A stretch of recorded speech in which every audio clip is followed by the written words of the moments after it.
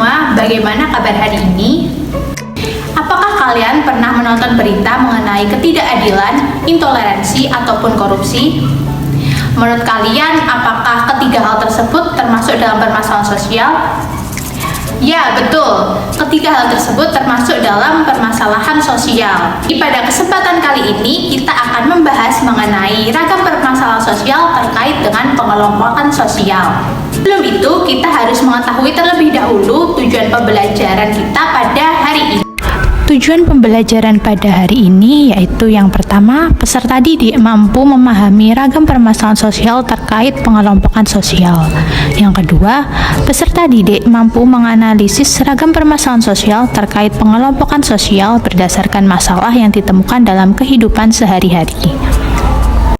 Sebelum masuk pada pembahasan mengenai ragam permasalahan sosial terkait pengelompokan sosial, kita harus mengetahui terlebih dahulu pengertian dari permasalahan sosial dan juga pengelompokan sosial. Apa itu permasalahan sosial? Permasalahan sosial berasal dari kata masalah sosial. Masalah sosial sendiri diartikan sebagai suatu kondisi atau situasi yang dianggap tidak ideal atau terdapat perbedaan antara situasi yang ada dengan situasi yang diharapkan dan mempengaruhi kehidupan banyak orang. Selain itu, terdapat pengertian masalah sosial menurut beberapa ahli. Yang pertama ada Rubington dan Winberg, yang mengartikan masalah sosial sebagai suatu kondisi yang dinyatakan tidak sesuai dengan nilai-nilai yang dianut oleh sebagian warga. Yang kedua ada Martin S. Weinberg, yang mengartikan masalah sosial sebagai situasi yang dinyatakan sebagai sesuatu yang bertentangan dengan nilai-nilai oleh warga masyarakat yang cukup signifikan, di mana mereka membutuhkan tindakan untuk mengatasi situasi tersebut. Yang ketiga ada Suryono Sukanto, yang mengartikan masalah sosial sebagai ketidaksesuaian antara unsur-unsur kebudayaan yang membahayakan kehidupan kelompok sosial. Dan yang keempat ada Gilin Bersaudara, yang mengartikan masalah sosial sebagai ketidaksesuaian antara unsur-unsur yang ada dalam masyarakat yang membahayakan kehidupan kelompok sosial dan dapat menyebabkan kepincangan sosial. Dari beberapa pengertian masalah sosial menurut ahli tersebut, dapat disimpulkan bahwa masalah sosial merupakan suatu kondisi atau situasi yang dianggap tidak sesuai dengan nilai dan unsur kebudayaan yang dianut oleh masyarakat. Selanjutnya ada kelompok sosial. Kita sebagai makhluk sosial tidak dapat hidup sendiri. Seorang individu tentu membutuhkan individu lainnya. Maka dari itu, seorang individu pun juga membutuhkan sebuah kelompok sosial. Kelompok sosial sendiri merupakan kumpulan individu yang membentuk suatu kesatuan dan saling melakukan interaksi sosial. Lalu, mengapa pengelompokan dalam suatu masyarakat dapat menyebabkan permasalahan sosial? Pengelompokan dalam masyarakat dapat menyebabkan permasalahan sosial karena terbatasnya interaksi antar kelompok sering memicu terjadinya prasangka, stereotip, dan munculnya sikap eksklusivisme di dalam suatu kelompok sosial. Hal ini dapat memperkuat stigma, meningkatkan ketegangan, serta menurunkan rasa kebersamaan dan solidaritas dalam masyarakat.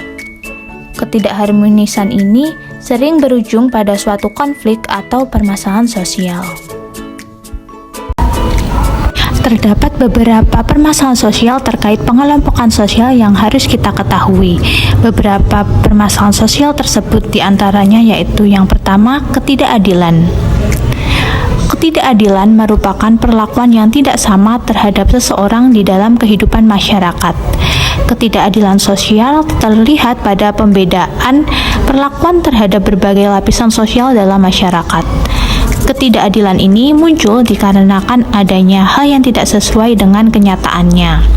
Misalnya, tidak samanya hukum yang berlaku dengan peraturan yang berlaku di masyarakat. Terkadang hukuman yang sudah ditetapkan berbeda dengan peraturan yang ada di masyarakat. Tentu saja hal ini bisa menimbulkan sebuah ketidakadilan sosial. Ketidakadilan dapat dibedakan menjadi beberapa bentuk, yaitu stereotip, marginalisasi, subordinasi, dan dominasi. Stereotip sendiri merupakan salah satu bentuk prasangka yang didasarkan atas ras, jenis kelamin, kebangsaan, dan keterampilan komunikasi verbal maupun nonverbal. Yang kedua yaitu marginalisasi. Marginalisasi merupakan proses pemutusan hubungan antar kelompok tertentu dengan lembaga sosial utama seperti struktur ekonomi, pendidikan, dan lembaga sosial ekonomi lainnya. Perbedaan antara populasi dan kelompok seperti etnis, ras, agama, budaya, bahasa, adat istiadat, penampilan, dan afiliasi memungkinkan populasi dominan untuk meminggirkan kelompok yang lemah. Yang ketiga ada subordinasi. Subordinasi merupakan perbedaan perlakuan terhadap identitas sosial tertentu. Biasanya yang menjadi kelompok subordinasi ini yaitu kelompok minoritas. Yang keempat yaitu ada dominasi. Dominasi merupakan sifat yang lebih mengutamakan kepentingan kelompok mayoritas, sedangkan kelompok minoritas dinomorduakan atau bahkan diabaikan. Ada berbagai bentuk dominasi, yaitu seperti perbudakan, diskriminasi, kolonial, despotisme, kapitalisme, feodalisme, dan sebagainya. Ragam permasalahan sosial terkait pengelompokan sosial yang kedua ada intoleransi. Keberagaman suku, ras, agama, serta adat istiadat seringkali menjadi pemicu adanya permasalahan antar kelompok masyarakat karena adanya sikap primordialisme. Munculnya sikap primordialisme dalam masyarakat merupakan awal terjadinya intoleransi. Intoleransi sendiri diartikan sebagai sikap tidak menghargai atau menghormati perasaan individu atau kelompok lain. Dalam konteks beragama, intoleransi merupakan suatu kondisi jika suatu kelompok masyarakat atau kelompok agama secara spesifik menolak untuk menoleransi praktik-praktik para penganut atau kepercayaan yang berlandaskan agama. Kasus intoleransi bisa terjadi karena adanya sikap diskriminatif terhadap sesama dan perasaan paling benar dalam diri seseorang. Namun, bisa juga intoleransi terjadi karena adanya faktor pendidikan. Untuk mengatasi permasalahan keagamaan yang ada di masyarakat seperti terorisme, intoleransi, dan permusuhan antar umat beragama dapat dilakukan melalui moderasi beragama. Kemudian, apa yang dimaksud dengan moderasi? Moderasi sendiri merupakan sikap memilih jalan tengah, berusaha adil dan berimbang, dan tidak berlebih-lebihan. Dengan demikian, moderasi beragama dapat dipahami sebagai cara pandang, sikap, dan perilaku selalu mengambil poros di tengah-tengah, selalu bertindak adil dan tidak ekstrim dalam beragama. Sayangnya, istilah moderasi beragama ini sering disalahpahami. Moderasi sering diartikan kompromi keyakinan dengan agama lain, tidak sungguh-sungguh dalam beragama, tidak peduli dengan agama sendiri, bahkan dikatakan liberal, dan lain-lain. Padahal moderasi beragama merupakan sikap beragama yang seimbang antara pengamalan agama sendiri dan penghormatan kepada praktik beragama orang lain yang berbeda keyakinan, menerima perbedaan, serta hidup bersama dalam damai sehingga tercipta toleransi dan kerukunan. Selanjutnya ada korupsi, kolusi, dan nepotisme. Praktik korupsi, kolusi, dan nepotisme telah dikenal masyarakat luas dengan istilah KKN. Praktik KKN sendiri dapat merusak sendi-sendi kehidupan bermasyarakat, berbangsa, serta bernegara. Saat ini, masyarakat tidak menyadari akan perbuatannya dalam korupsi, bahkan sudah terlanjur akrab dan bahkan dianggap suatu hal yang wajar.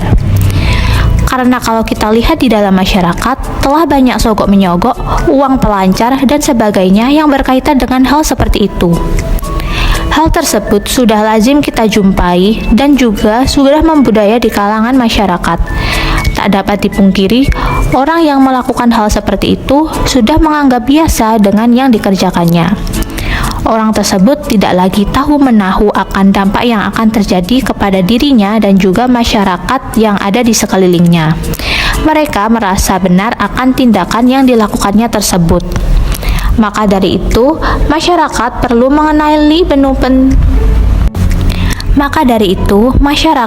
mengenali bentuk-bentuk perbuatan korupsi agar tidak terjerumus di dalamnya.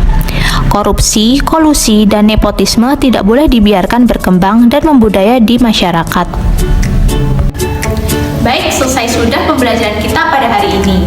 Semoga materi hari ini bisa bermanfaat bagi kalian semua. Jika ada pertanyaan, bisa tulis di kolom komentar di bawah ini.